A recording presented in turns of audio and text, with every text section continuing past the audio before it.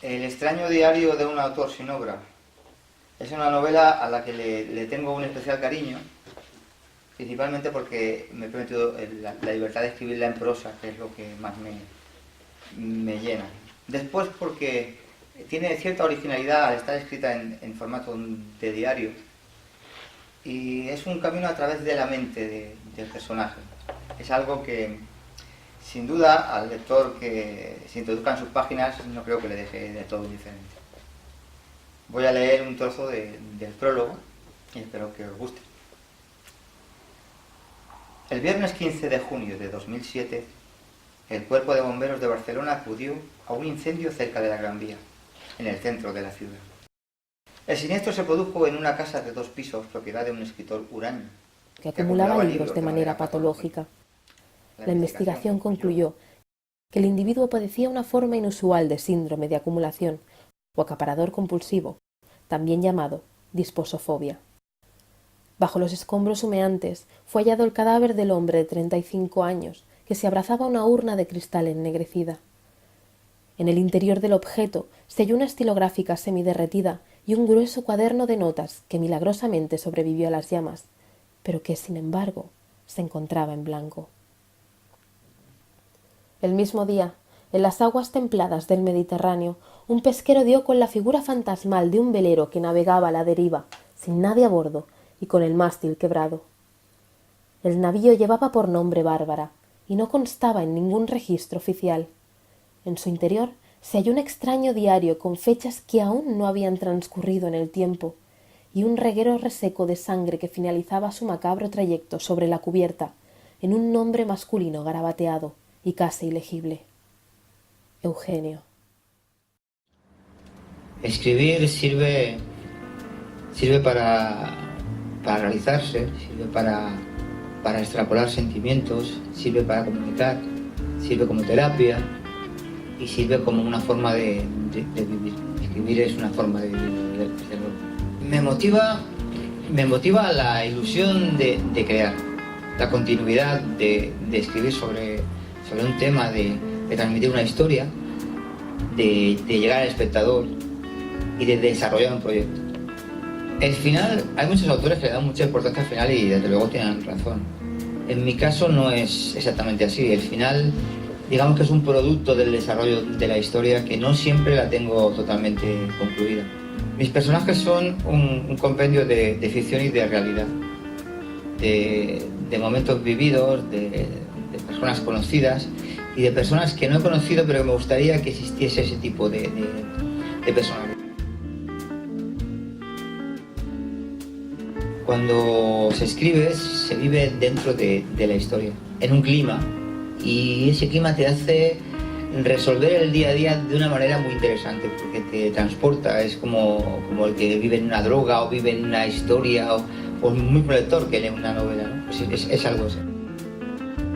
En mi caso, primero elijo una historia que no está del todo perfilada, y después poco a poco la voy situando. Normalmente reescribo, porque a través de ese primer borrador voy encajando las piezas de lo que quiero contar, de en qué lugar lo quiero explicar, y normalmente después surge el lugar, la escena.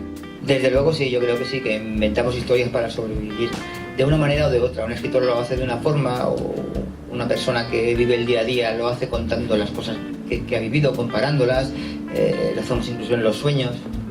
Desde luego intentamos hacer la vida interesante de un modo o de otro. Soy hombre de letras más que de ciencia, pero me gustaría ser mucho más de ciencia. Y no puedo huir tampoco de ello porque es algo que me interesa. Y próximos proyectos que están un poco aparcados, pues tienen en su contexto pues, la ciencia en cierto modo, ¿no? De una manera muy subrayada. Mis personajes, como ya he dicho antes, son una mezcla, un compendio entre realidades y ficciones. A veces incluso da la sensación de que la realidad es la ficción, ¿no?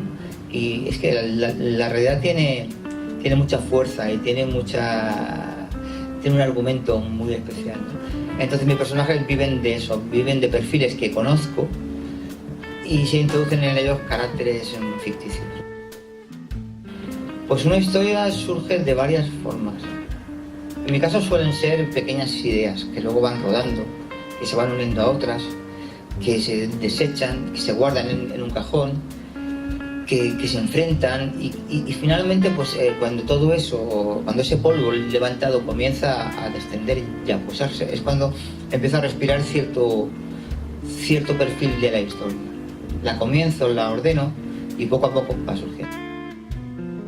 Pues a través de mi forma de escribir, a través de mi literatura, de mis pequeñas obras, lo que trato de hacer es pues transmitir casi siempre, y eso es una cosa, es una cadencia que no puedo evitar, es transmitir las sensaciones de los protagonistas y de los personajes, ¿no?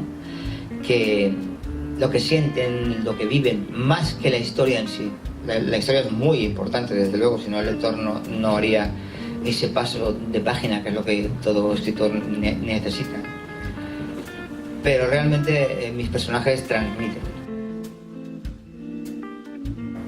Sí, es cierto, Márquez hablaba sobre la soledad del escritor, que viene un poco a ser la intimidad de cuando estás creando.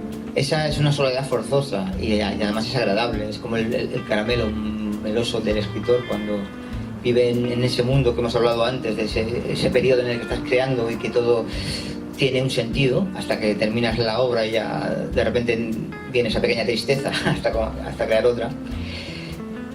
Y sí, es una soledad, pero agradecida, pienso yo.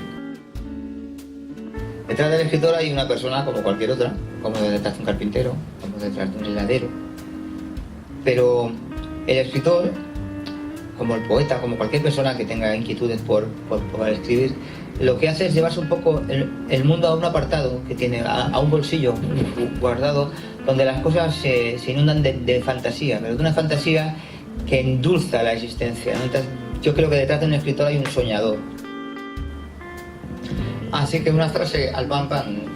Bien, pues yo, en esta frase que soléis hacer, yo diría que al pan pan, refiriéndome a una taberna muy conocida de aquí de Molins de Rey, que es La Trasca. Yo diría que al pan pan y a La Trasca el buen vino. Un placer.